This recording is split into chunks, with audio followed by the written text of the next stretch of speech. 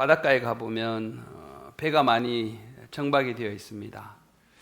배가 부두에 딱 정박이 되어 있으면 안전하죠. 묶여 있고 파도로부터 방파제가 보호해주고, 그래서 그런 배들은 참 안정적으로 보입니다.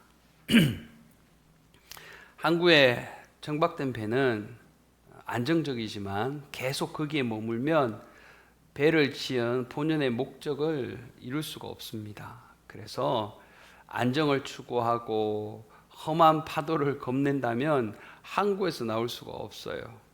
그러나 항구에 나와야 거친 파도를 헤치고 우리가 새로운 모험을 하고, 거기서 물고기 잡을 배는 또 물고기도 잡고, 그러면서 하나하나 모든 목적을 이루며 여러 가지 것들을 발견하며 우리가 살아갈 수가 있습니다. 우리의 인생도 마찬가지 아니겠습니까? 사람은 원래 안정적이고자 안주하고자 하는 마음이 누구에게나 있습니다. 그래서 좀 안정됐다 싶으면 거기에 주저앉고자 하는 마음들이 있는데, 만약 우리가 그런 유혹에서 빠져서 그냥 이 배를 부두에 영원히 정박시켜 놓으면은 성장의 기회, 변화의 기회, 여러 가지 하나님이 역사하시는 기회의 순간들을 우리는 놓치게 됩니다. 성경의 인물 중에도 모세라는 사람은 놀라운 능력과 놀라운 신분을 가졌지만 태어나자마자 죽음의 위협에 당면했지만 오히려 바로의 딸의 아들, 왕자의 신분을 얻게 되어서 이 애굽성에 그냥 40년간이나 살았습니다. 그런데 하나님이 그 모세에게 살인을 하게 하셔서 그 애굽성을 떠나게 했습니다. 이후에 모세의 삶은 하나님을 바라보는 생애, 하나님이 이끌어 가시는 생애, 그리고 하나님께 능력을 받아서 하나님의 능력을 사용하는 생애로 바뀌어졌습니다. 그러다가 모세는 자기 혈기 때문에 약속의 땅에 들어갈 수 있었지만 결국 약속의 땅에 들어가지 못하는 결과를 낳게 됩니다. 여러분, 우리가 인생을 살아가면서 우리의 단점이 무엇인가를 발견해야 돼요. 그 단점이 혈기일 수 있고, 그 단점이 게으름일 수 있고, 그 단점이 성급함일 수 있고, 그 단점이 정말 고정관념일 수 있어요. 그 단점을 우리가 찾아서 해결할 때 하나님이 그 단점이 올라오지 못하게 누르게 하시고, 여러분과 우리가 가지고 있는 장점을 극대화하셔서 하나님은 하나님의 방법대로 여러분과 우리의 인생을 이끌어 가기를 원하십니다. 그래서 안정적으로 저기 구석에 저기 밥만 먹고 그렇게 하나님 모르고 자기가 왜 태어났는지, 무엇을 위하여 살아가는지도 모르고 그저 먹고 그저 애 키우고 그저 이렇게 먹여 살리는 일에 집중하고자 하나님이 보내신 것이 아닙니다. 하나님은 여러 상황 가운데 우리가 또한 실패하고 또 실망하고 또 우리가 실수할 때가 있습니다. 하나님이 모세를 살인자라는 누명을 씌웠듯이 우리에게 하나님이 모세에게 살인자라는 그 타이틀을 그것도 하나님이 하신 거예요. 여러분과 우리의 실수, 잘못, 실패, 이건 역시 하나님께서 하셨다라는 것을 우리가 받아들일 때 그것이 이제는 상처가 아니라 하나님이 내 인생 가운데 일하셨다. 좋은 것도 있지만 나의 실수도 하나님이 전적으로 일하셔갖고 그것을 통하여 깨닫고 그것을 통하여 배우고 그것을 통하여 하나님을 찾을 때 하나님은 새 일을 준비한다는 사실을 믿으시기 바랍니다. 오늘 성경 말씀은 이 세상의 사람들 만나보면 수고하고 무거운 짐, 스트레스 얼마나 많은지 모릅니다. 근데 성경은 수고하고 무거운 짐진 자들아 내게로 오라 그러는데 사람들은 일 끝나면 술집으로 가고 일 끝나면 동호회 모임하러 가고 일 끝나면 친구들 모여서 그냥 수다 떨면서 이렇게 사는 거지 뭐. 그렇게 말하지만 여러분과 우리를 지으신 하나님은 그렇게 말씀하지 않았어요. 나에게 오라. 28절은 수고하고 무거운 짐진 자들아 다 내게로 오라. 누가? 내가. 하나님이 너희를 쉬게 하리라 말씀하십니다. 이것은 예수님의 초청장이에요. 이런 초청장을 받는다는 사실을 우리가 놓치고 살아갑니다. 너무 바빠서. 큰 프라이스 클럽, 라이온스 클럽, 코스코 가더라도 코스코 클럽에 회원이 가입되지 않으면 여러분 못 들어가요. 어디에 우리가 가입하려면 꼭 뭔가 대가를 치러야 되는데 예수님은 이런 영혼의 초청장을 우리에게 주시면서 아무런 값도 아무런 조건도 두지 않았습니다. 다만 진정성, 다만 진심으로 예수님을 찾으면 우리는 예수님의 자녀가 될 수가 있다고 성경은 말씀합니다. 영접하는 자, 그 이름을 믿으면 하나님의 자녀가 됩니다. 여러분, 하나님의 자녀가 될 때 우리는 우리의 모습을 볼 수 있습니다. 저희 자녀가 제가 급한 일이 있어서 저녁을 못 먹으면 꼭 돈을 주거나 준비를 해놓고 가죠. 왜냐하면 저희 자녀이기 때문에. 그렇기 때문에 자녀들은 집에 오면은 걱정을 안 해요. 어머니, 아버지가 먹을 것을 준비해 두셨다는 믿음이 있어요. 걱정을 안 합니다, 어린애들은. 그것이 은혜라는 거고 그것이 아가페 사랑이라는 거예요. 그런데 우리는 예수님께로 오지 않으면 우리가 인생을 설계하고 내가 모든 어려움을 헤쳐나가야 되고 뭐든지 내가 다 해야 돼요. 얼마나 힘든 삶입니까? 내 자신도 감당 안 되는데 옆에 배우자까지, 내 자신도 감당 못 하는데 이 자녀들까지 양육해야 되는 이 어마어마한 스트레스를 하나님을 모르면 사람들은 이것 때문에 정말 인생을 너무나 힘겹게 살아갑니다. 그래서 주님은 우리의 불완전함, 우리의 한계성을 인정하라는 거예요. 우리는 이것이 예수님께 나아가는 첫 스텝입니다. 우리는 한계가 있다는 거예요. 우리는 완전할 수 없다는 겁니다. 예수님이 이 땅에 오시면서 내가 이 땅에 온 이유에 대해서 누가복음 5장 32절은 말씀합니다. 내가 의인을 부르러 온 것이 아니요 죄인을 불러 회개시키러 왔노라 말씀하십니다. 예수님은 이 땅에 오셔서 뭔가를 죄인들을 찾아서 혼내시는 분이 아니에요. 다만 누가 병원에 갑니까? 내가 아프다고 생각하면 병원 가는 거예요. 저희 자녀들이 아프잖아요. 그럼 두 말 않고 병원 가자고 말해요. 병원 가야 되지 않느냐고 말합니다. 왜? 아프니까. 아프니까. 수고하고 무거운 짐을 내려놓는 첫 번째 단계가 뭐냐면 나를 아는 겁니다. 내가 죄인이란 걸 아는 거예요. 아픈 사람이 병원을 가듯이 내가 영적으로 내가 다 이 세상을 알 수가 없고 죽으면 끝이 아니라는 사실 가운데 그러면 이 이후에는 어떻게 될 것인가? 내가 생각하고 마음으로 계획한 것들이 내 뜻대로 되지 않는다는 것을 알고 내 인생에 주인이 나라는 걸 나가 아니라는 것을 알 때 우리는 죄인이라는 걸 알 때 이 죄를 해결해 줄 예수님을 찾게 됩니다. 아멘. 이것이 우리의 짐을 벗는 첫 번째 스텝이에요. 그래 주님이 나는 나의 멍에는 가볍고 그리고 내게 와서 배우라 말씀하십니다. 예수님과 짐을 함께 나눠지면 예수님이 우리의 짐을 감당해 주신다는 거예요.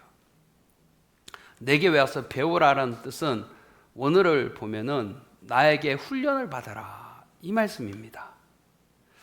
여러분, 우리 삶에 어떤 문제가 내게 올지라도 예수님은 재앙이 아니라 그것을 통하여 하나님은 평안과 소망을 갖게 하시는 것이 그분의 목적입니다. 그래서 그 시간을 통해서 내가 깨닫게 하시는 겁니다. 왜 내가 이런 사람과 문제가 있을까?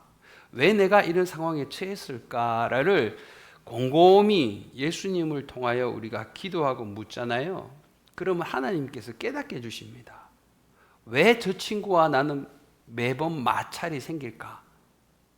저 친구 탓으로 했지만, 상대방 탓으로 했지만 결국은 내가 영적인 분별력이 없어서 내가 함부로 말하고 내가 함부로 행동했기 때문에 이 문제가 나 때문이구나 라는 걸 우리가 깨닫게 된다는 겁니다. 그래서 누구의 탓도 아니라는 사실을 우리는 알게 돼요. 그래서 마음에 풀리지 않은 문제가 비로소 이제 실마리가 풀려지는 것입니다. 많은 경우 나를 어렵게 하고 내가 실패하는 요인을 우리는 외부에서 찾고자 합니다. 나는 잘못된 게 없어요. 그런데 우리가 예수님께로 가면 비로소 이것이 보이기 시작하는 것이 얼마나 큰 은혜인지 모릅니다. 잠언 16장 32절은 하나님의 말씀은 이렇게 말씀합니다. 노하기를 더디하는 자는 용사보다 낫고 자기의 마음을 다스리는 자는 성을 빼앗는 자보다 낫다라고 말씀합니다. 우리가 열심을 다하여 노력하고 분투하고 경쟁해서 이기려고 하는 이유가 뭘까요? 뭔가를 자꾸 우리는 빼앗아 높아지고 또 빼앗아서 내가 부유해지려고 합니다. 그런데 하나님은 문제의 원인을 외부에 있는 것이 아니라 내 내부에 있다는 것을 알고 정말 장수가 성을 빼앗아서 크게 이렇게 환영받는 것이 큰 일이 아니라 내 자신을 이기는 것이 얼마나 중요한가를 우리는 깨닫게 되는 것입니다. 여러분, 예수님을 알면 내 자신을 자세히 보게 하십니다. 주님은 거울을 가지고 내 자신을 바라보게 합니다. 나는 이런 성품을 가졌구나. 나는 이런 은사를 가졌구나. 나는 이런 쓴뿌리도 있구나. 그러면서 나를 보는 거예요. 스스로. 그래서 누구 때문에 남 탓을 하던 우리의 모습들이 이제는 자기의 마음을 다스릴 줄 아는 놀라운 은혜가 여기서부터 막 이렇게 채워져 가요. 이것이 얼마나 여러분 감사합니까? 그래서 우리가 주님께 나아가면은 쉼을 얻게 하신다라고 했는데 이 쉼이 일시적인 것이 아니라 근본적인 것부터 주님은 여러분과 우리를 변혁시켜 나가시고 깨달아가게 하시고 하나님은 빈잔을 채워가게 하신다는 사실입니다. 그러면 수고하고 무거운 짐진 자들은 어떻게 주님께 나아갈 수가 있습니까? 나는 마음이 온유하고 겸손하니 내 명예를 메고 내게 배우라. 그리하면 너희가 쉼을 얻으리라 말씀하십니다. 이게 전도를 하다 보면 예수님 믿습니까? 예수님 믿고 여러분 천국 가세요. 예수님이 하나님께 나아가는 정말 유일한 길입니다 라고 말하면 사람들은 예수를 믿으면 내 것을 뺏기고 내 자유를 억압당하고 내가 좋아하는 것을 하지 못하게 한다는 생각을 먼저 합니다. 그래서 제가 예수를 처음 믿을 때 25년 전에 주위에서 예수 안 믿는 분들이 가장 먼저 하는 말이 뭐냐면 적당히 믿으라는 거예요. 그리고 적당히 신앙생활하는 사람들이 저에게 조언하는 것이 똑같아요. 적당히 믿어라. 여러분, 세상에서도 성공한 사람들은 적당히 해서 성공한 사람들이 없어요. 제가 아는 형제는 태권도 시범단에 가입해서 막 얼마나 태권도 시범단에 인투되어 있는지 모릅니다. 적당히 해서 될까요? 적당히 해서 안 됩니다. 열심히 노력하고 연구하고 거기에 미쳐야 됩니다. 사도 바울도 벨릭스 총독, 베스도 총독 앞에서 내가 그 예수를 인하여 핍박을 받다.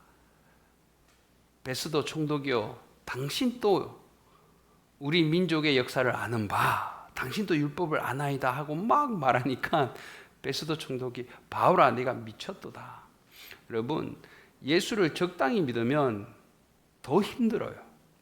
예수님께 미쳐야, 예수님을 정말 그분에게 우리가 인투가 돼야, 올인을 해야 예수님의 것이 나에게 올 수 있다는 사실을 받아들이시기를 바랍니다.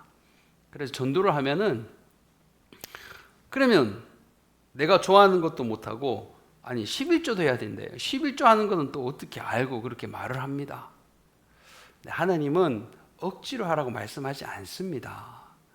처음에 교회 나올 때부터 여러분 이거 하지 마시고 저거 빼앗고 이런 하나님이 아니십니다. 그래서 여러분들이 우리가 예수를 믿고 쉼을 얻고자 하는 사람들은 있는 모습 그대로 주님께 가면 주님은 받아주십니다. 술 먹고 담배 피고 내가 원하는 것들 못할까봐 여러분 그런 염려는 하지 않는 겁니다. 주님은 오늘도 세상을 이처럼 사랑하사 독생자를 주셨으니 이는 저를 믿는 자마다 멸망치 않고 영생을 주시기 위하여 여러분의 있는 모습 그대로를 주님은 지금 기다리고 계시기 때문에 우리의 있는 모습 그대로 주님께 나아가면 하나님은 비로소 쉼과 안식을 준비했다는 사실을 우리는 알아야 됩니다. 로마서 8장 1절 2절에 그러므로 이제 그리스도 예수 안에 있는 자에게는 결코 정죄함이 없나니 이는 그리스도 예수 안에 있는 생명의 성령의 법이 죄와 사망의 법에서 너희를 해방하였음이라. 아멘. 이 해방을 우리에게 이미 주님은 준비를 하셨기 때문에 우리는 그것을 믿고 십자가 앞에 우리가 해결할 수 없는 문제들을 내려놓고 하나님께 맡기고 주님께 비워드려야 됩니다. 그러면 우리가 쉼을 얻는 거예요. 우리가 어깨에 쥐고 있으면 해결하지 못합니다. 저도 불신자로서 예수님을 믿고 저희 가정, 저희 형제들을 위해서 기도하면서 벌써 수십 년이 지났지 않습니까? 이것이 얼마나 큰 부담인지 모릅니다. 그런데 이걸 내가 짊어지려고 그래요. 내가 뭔가 주도적으로 하려고 합니다. 아니에요. 기도하면서 주님 내가 맡겨드립니다. 하나님 일하여 주세요. 성령님 부탁합니다. 그리고 기도는 간절하게 하되 우리는 하나님께 맡겨야 돼요. 내가 하려는 내 몸에 힘이 들어가 있는 우리의 모습들을 바라보면서 우리의 몸에 힘이 빠질 때 비로소 우리는 자유하고 평안하고 쉼을 얻게 된다는 사실을 잊지 마시기 바랍니다. 그래서 그런 예수님은 꾸짖지 아니하시고 기다려주시고 온유하고 겸손하신 분이 예수님입니다. 사람들은 기다려주지 않아요. 자기가 급하고 자기가 기분이 안 좋으면 그 사람을 다르게 대합니다. 그러나 하나님은 한결같이 여러분과 제가 죄악에 물들었던 불순종을 했던 하나님께 나아가면 하나님은 한결같이 여러분과 우리를 기다려주시고 품어주신다는 사실을 우리는 잘 알아야 됩니다. 그래서 신명기 민수기 23장 19절은 하나님을 이렇게 표현합니다. 하나님은 인생이 아니시니 시건치 아니하시고 인자가 아니시니 후회가 없으시도다. 하나님은 이 인생 사람이 아니기 때문에 거짓이 없다는 겁니다. 그리고 하나님은 우리와 같지 않기 때문에 후회하심이 없다는 겁니다.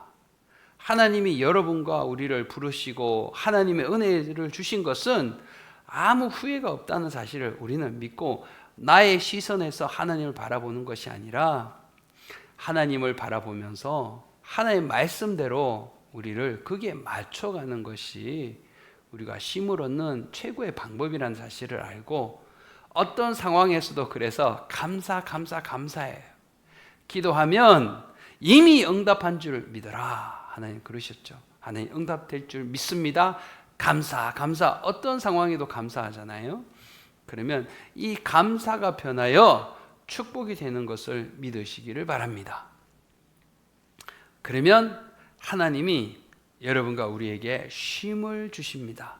너희 마음에 쉼을 얻으리니. 아멘. 참된 안식과 평안을 주님은 주시고자 하시는 것입니다. 마태복음 6장 27절에 너희가 염려함으로 그 길을 한 자나 더할 수 있느냐? 염려해서 상황이 바뀌어진다면 우리는 막 트럭만큼 염려를 하겠죠.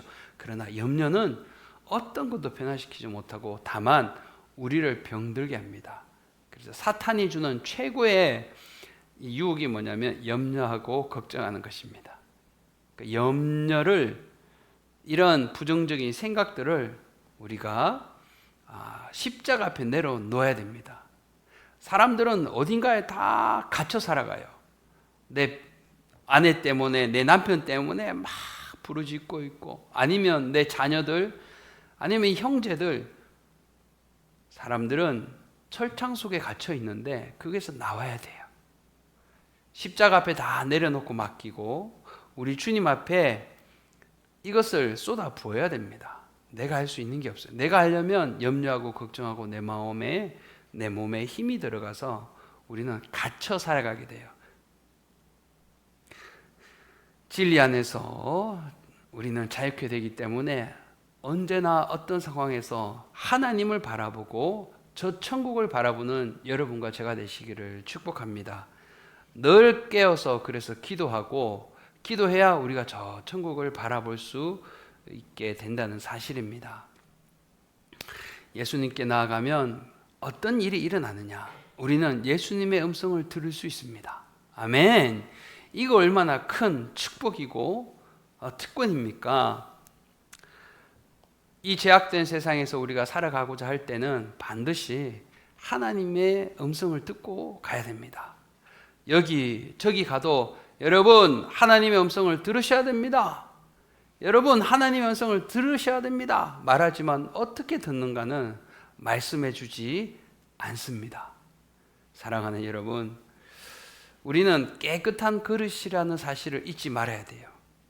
이 그릇이, 이 심령의 그릇이 깨끗하기 위해서 매일 주님을 의지하며 주님을 찾고 주님을 의지하며 동행해야 돼요.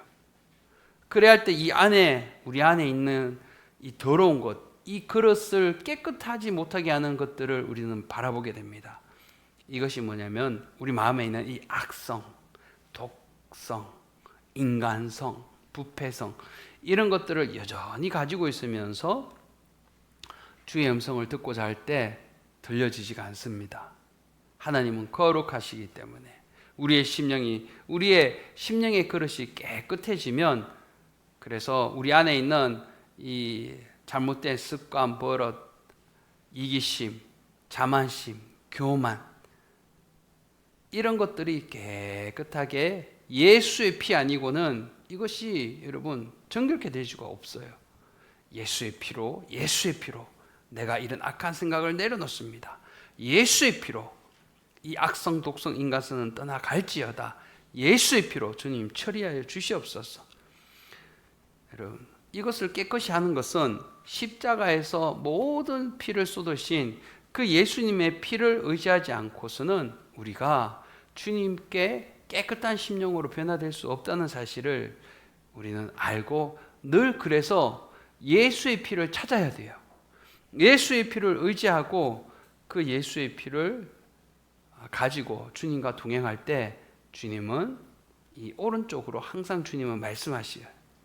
이 주님의 말씀을 듣고 성령의 감동을, 성령의 인도와 성령의 지도를 따라 살아갈 때 우리는 쉼과 평안과 안식뿐만 아니라 담대함도 얻게 된다는 사실을 믿으시기 바랍니다.